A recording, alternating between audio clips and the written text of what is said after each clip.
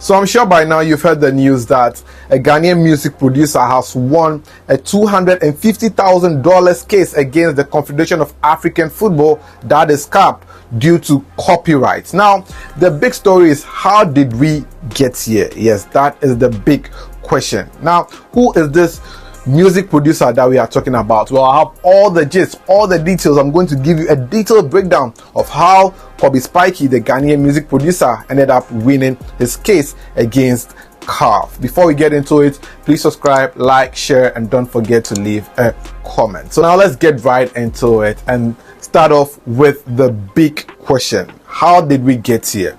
So the year was 2018 and the Confederation of African Football was going to host 8th annual CAF Awards, and the venue for the awards was in Ghana. Yes, the capital of Ghana, Greater Accra, and it was at the International Conference Center. Now, CAF brought down the elite footballers across the continent that include the likes of Riyad Mahrez, Sadio Mane, and the likes of Mohamed Salah. These were the top players on the African continent by then, and they brought them down to Ghana. So this is where the story actually begins. Now, you know, for the awards, most of the times the nominees are put on a particular video, and you see the video showing the nominees for this particular award: CAF Best Player of the Year, CAF Local Continent Player of the Year, Goal of the Year, and all that. Now, CAF found themselves guilty of using Spiky's soundtrack on their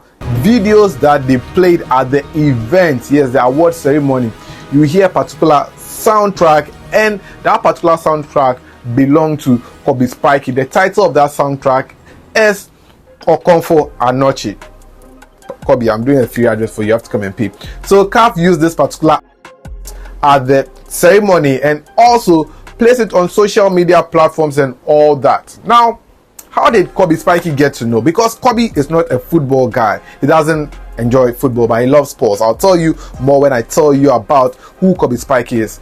Now, Kobe did not know that the CAF Awards was even going to happen in Ghana, or was even happening in Ghana, and they even used his intellectual property. So how did Kobe get to know about this? Now, Kobe was there, and a good friend of his who knows his kind of beats that he produces realized that he has listened to something on the CAF's channel and realized that now this thing belongs to someone that I know. So he contacted Spiky and told him that, listen, I've heard this beat somewhere on a particular platform. I want you to check it out and verify if it's your beat. And lo and behold, Spiky verified and realized that it was his beat. Now the event has been held. Everyone has gone to their place of residence and place of abode and everything. So what Spiky decided to do was to reach out to CAF, that's the Confederation of African Football. That is the first thing to do when you realize that your intellectual property has been stolen without your consent. So he contacted CAF by mail. Now CAF did not respond to him. So what did Kobe do? He decided to go on a public outcry by making a lot of noise on Twitter as well as Facebook, because that was when where he realized that CAF was heavily focused on social media, that is Facebook and Twitter. He made a lot of posts, yet still he didn't get any response. Then he continued it up with articles on My Joy Online, City FM, Star FM, Ghana Web, and all that. Yet still, CAF did not respond. So later on, CAF responded to him via, I think, a mail. Then they apologized for using his property, that is his soundtrack. But Kobe was not pleased with the apology. He wanted more. He told them that, see, listen, you've used my beat and you can't say you are just sorry, so we should let it go. No, you have to pay for it, because you are limiting the chances of my audio going out there to others to stream for me to get more money. So you have to pay for it. So he later tried to contact CAF and they exchanged contacts. And who did CAF reach out to him with? CAF made sure that a Ghanaian representative of the Confederation of African Football reached out to Spiky, and he was trying to get a conversation with them and all that, but he wasn't getting it. Now, Spiky in 2019 revealed this in an interview, and I want us to listen to him. I sent him an email and said, the soundtrack used for this promotional video is mine, and I'd really appreciate it if you got back to me so that we worked things out. Nothing. I sent them another one, I sent them multiple ones through their website, still nothing. So then I took to Twitter, and then I made some noise. I told them that, hey, these are you. Then eventually someone contacted me from CAF via email asking me for my contact so they could call me. Okay. They called me, I would pick, I couldn't hear anything. I would call back and forth, nothing. Like we was never it a Ghanaian contact? It was a Ghanaian contact who works for CAF over there. We could never speak. So I sent the person a message saying that if we can't talk on phone, just text me. So he texted me, he said, you know, we apologize, blah, blah. How do we move forward? I'm like, it's simple, remuneration. Okay. You used it, you have to pay for it. That was the last I heard from them. Yes. When I said that was the last message, I still have those messages. Nothing. So that was where Spiky told the story up to. Now, after Spiky tried to get into contact with CAF and the communication was not coming, what did Spiky do? He made sure he got a legal advice. So he spoke to some of the legal practitioners, and they told him ways he can go about it and making sure he gets the right compensation. So he decided to press charges against the Confederation of African Football. So he went to a high court in Ghana, the commercial court in Ghana, and pressed charges against CAF. That was in the year 2022. Now take note, the issue happened in 2018. He didn't let it go. In 2022, he pressed charges against CAF, and the case pursued all the way to 2024. And now, yesterday, that was on Wednesday, July 17th, the commercial court in Ghana decided to rule the case. And after going through and listening to both parties, they realized that, well, Confederation of African Football was found culpable of using Kobe Spiky's music track without his consent, thereby copyright infringement, and also using his intellectual property without his consent. So the court decided to award Kobe $250,000 in damages for CAF using his intellectual property. Now, that is the actual story of how Kobe Spiky ended up winning his case against the Confederation of African Football. Now, you would say Kobe is $250,000 rich. That is $250,000. Now, has Kobe been paid? Well, in his interview with GH1 today on Thursday, he revealed that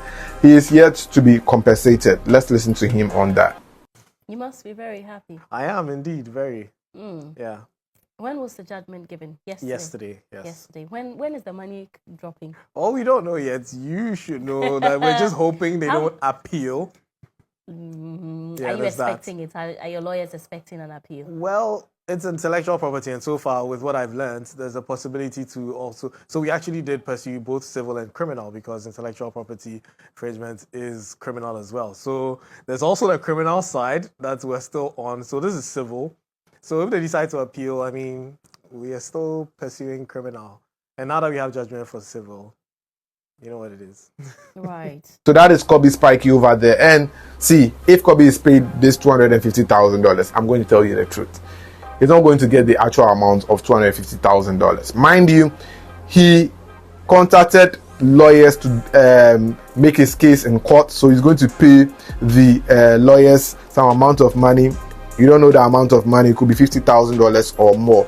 Now, when he pays them, I'm sure he has other things that what he will undertake. So please don't go and be attacking Kobe Spiky because you heard in the news that he's $250,000 rich. Now, there are footballers out there who are making millions of money. So leave him. Now, let's move on to the big question. Who is Kobe Spiky? Yes, who is Kobe Spiky? Now, his real name is Kwabena Ofe Kwade Nkrumah. Yes, that is his real name. Kobe Spiky is his nickname. Now, who is Kobe Spiky? Now, Kobe is a tech guy. Yes, is a tech guy, and he's also a music producer by night. That's what he said in his interview with GH1. Now, one thing that Kobe likes about sports is he loves cars. Yes, he loves automobiles. And if you've been watching this channel for long, you realize that some 2 years ago I shot a video of some car racing that included John Mame's brother, that is Ibrahim Mahama, and all that. That video, you'll find Kobe Spiky. I'll leave the link over there so that you can watch it. You'll find Kobe Spiky somewhere being the MC of the show and all that. Now, Kobe is a very great tech guy. I've been listening to him for a long time on tech advices and all that. So yes, according to a school of thought, he is the brain behind a number of websites that we have in Ghana, big websites in Ghana. That is how Kobe influence reaches when it comes to tech in Ghana. Now, where has Kobe worked before? According to information available on the internet, Kobe previously worked with the multimedia group of companies that included the likes of Joy FM, Asempa, Adum, My Joy Online, and all that. He was working with Joy. Then currently he moved to EIB, where he currently works with GH1 and the other media houses under GH1. So that is where Kobe Spiky works at now. But on the free time, he likes to do a lot of sound intros and all that and more. So yes, that is Kobe Spiky for you. And I know a lot of people have been talking about why Kobe Spiky decided to press charges against CAF and all that. He has an answer for you guys on why he decided to pursue this case when he could have left it behind. So I keep saying this, that it's not just, this win is not just for me, but it's for the creative industry, for people to know that, hey, they can actually get something from their work. We've seen a lot of creatives end up dying paupers or retiring without enough money because people haven't really given them what they deserve. But this is sort of a way for them to realize that, hey, whatever we're doing, we can actually earn from it. If someone does steal our content, we can actually sue them. The law protects us. It's our intellectual property, it's our copyright, and we have the right to protect it and to be rewarded if somebody uses it. And I think this should let them also look out there, make sure that nobody's taking their intellectual property for granted and using it without their permission. And yeah, it's just a win for the creative industry as a whole. So that is Kobe Spiky over there when he spoke in an interview with GH1. I hope you've enjoyed all the details and we have answered all your questions that you have on Kobe Spiky winning the $250,000 against CAF. Until then, my name is Joseph Adam. Thanks for doing the watching. I'll see you in the next one. I'm out.